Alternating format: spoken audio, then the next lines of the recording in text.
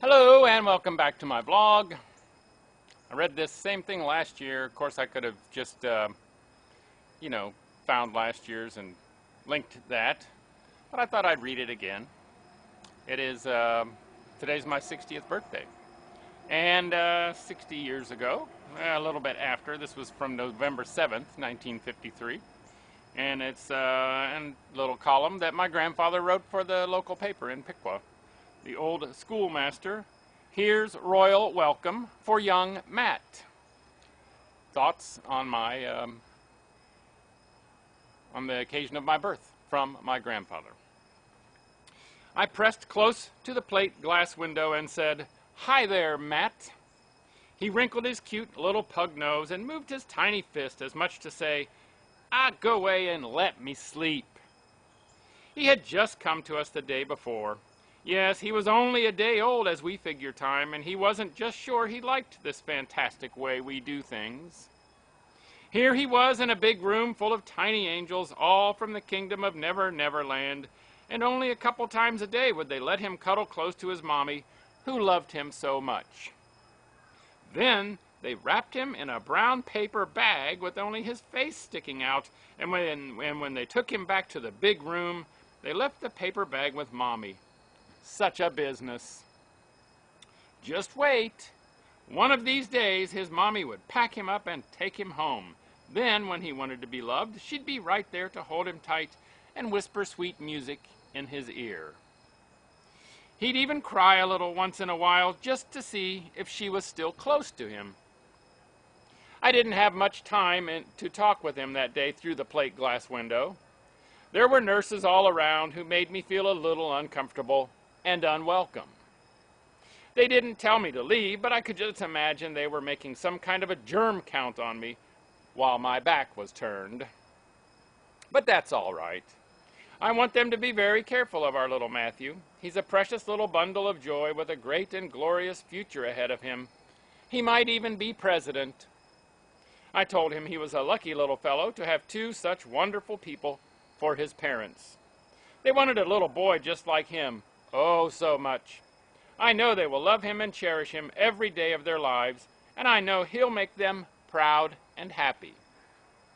You don't know what that all means, Matt. It's sad but true that a lot of little boys come into the world and they aren't wanted.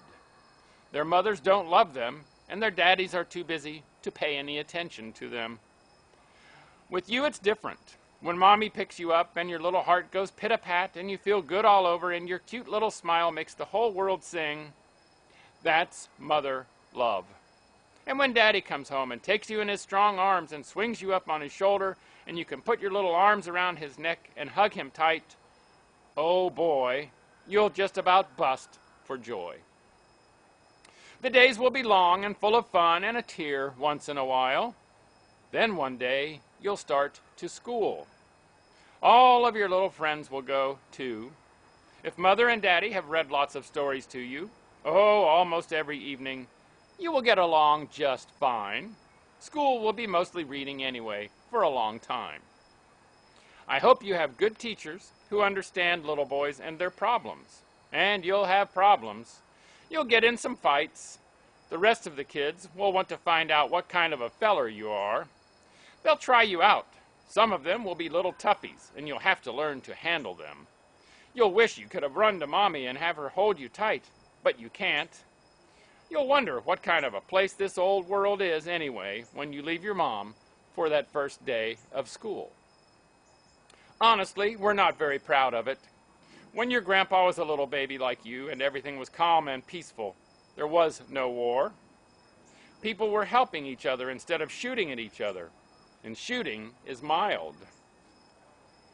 Now we have something that could be dropped 100 miles from where you and your little friends are playing, and it would send all of us to kingdom come in a blinding flash.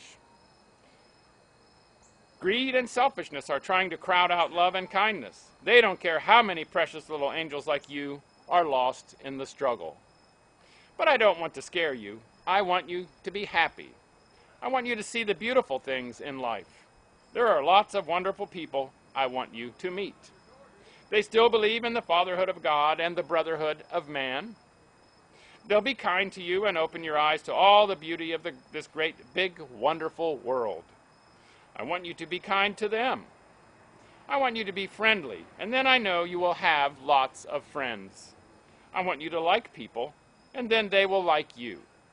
And you know something? The best song is still to be composed. The best book is still to be written. The best bridge is still to be built, and the best building has not been planned yet. That's your challenge, Matthew, my boy.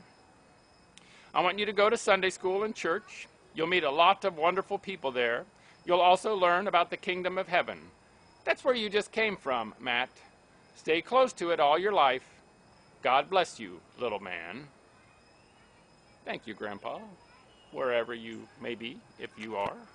And thank you, Mom, for saving that for me. I believe it was Mom who saved it. That was a nice birthday present from the two of them. Make it a great day, and bye for now.